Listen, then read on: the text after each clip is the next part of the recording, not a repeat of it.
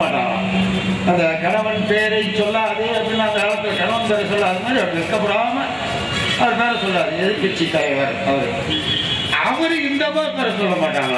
அப்படி பட்டும் படாம தொட்டும் தொடாம ஒரு கூட்டணி வச்சு அழகா போயிட்டு இருக்கிறாங்க. மத்திய அரசாங்கம் இலங்கைக்கு தடை விதிக்க வேண்டும் ஒரு தீர்மானம் பண்றாங்க. பாராட்டிட்டோம்.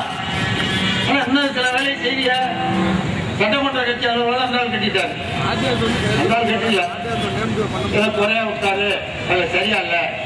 1000 கோடி ரூபாய் கட்டிட்டான் அந்த ஆள். ஒரு சின்ன ஓட்டை கட்டி போகிறது நமக்கு எவ்வளவு கஷ்டமா இருக்கு. மக்கள் சேர்ந்து கட்டிட்டான். இன்னமா இதுல போக மாட்டேன். ஏன் போக மாட்டேன்? பழசுல தான் நான் போவேன். நான் எப்போதும் பழசுல போய் தான் பழக்கம், புதுசுல போனதே இல்லை. அங்க போய் உட்காந்து கேட்டா அம்மா சொல்றாங்க அது வேலையை முடிக்கல இருந்தாலும் அரைங்குறைமா முடிக்கிறான். வயசான காலத்துல முடிச்சா முடிப்பான். அரைங்குறைமா தான் இருந்தாலும் முடிப்பான். முடியல.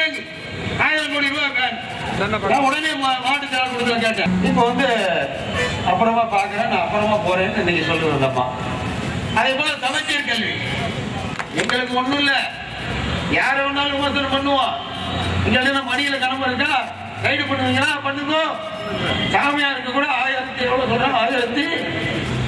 1000 சாமியார் சீசன். அது 2 பேரும் கிளம்பிட்டான். ஒருத்த அண்ணா அசாரேங்கிறா.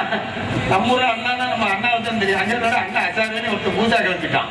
வெளிநாட்டில் இருக்க படத்தெல்லாம் கொண்டாடான்னு ஒரு சாமியார் படுத்துக்கிட்டு அவன் 4000 கோடி 5000 கோடி 1500 கோடி வச்சிருக்கேன் படுத்திருக்கிறான். அப்படியே படுத்திருக்கிறான். என்னடா உண்ணாவிரதம்னா பழச்சாரும் தேன் மட்டும் சாப்பிடுவானோ. இது உண்ணாவிரதம் அவன் படுத்திருக்கிறான். மத்திய அரசாங்கம் அவன்கிட்ட போய் பேசுமா.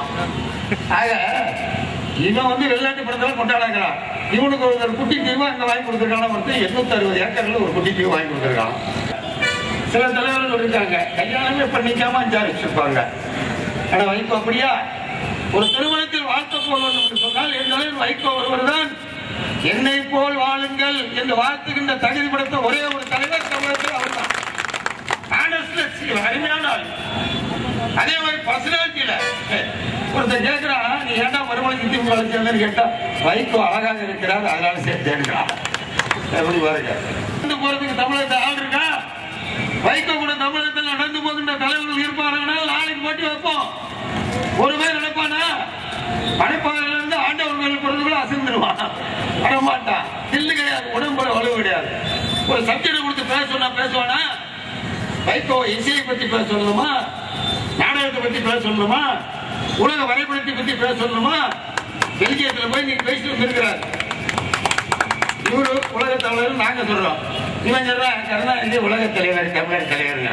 ஏன் ஒன்ன கூப்பிடல? கருணாநிதி டெல்லி போய் மகளை சிறையிலே பார்த்தேன். திரும்பி அழுகுறாரா? ஏன்னா ராசாவை பிடிக்கிறப்ப நீ போக மாட்டேன்.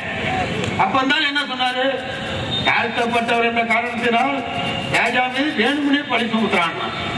டிடி கிருஷ்ணமாச்சாரியார் உணரா உடலை செய்கின்ற போது பத்திரிகை அப்படி எழுதினவா ஒரு தாழ்த்தப்பட்ட சமுதாயத்தை சார்ந்தவன் என்ற காரணத்தால் இப்படி எல்லாம் எழுதுகிறார்கள் கலைஞர் புலங்கிறார். இப்ப நாட்டில் பார்த்தா 23 கீழ் ஓடிட்டு. இப்ப நீ பாத்தீங்கன்னா சமச்சீர் கல்வி ஹைகோர்ட் தடை. அது கருணாநிதி டிவி பார்த்தாதான் அதுல தெரியுது. கேரக்டர் சொல்றான்னா சொல்ல மாட்டேங்கிறான்.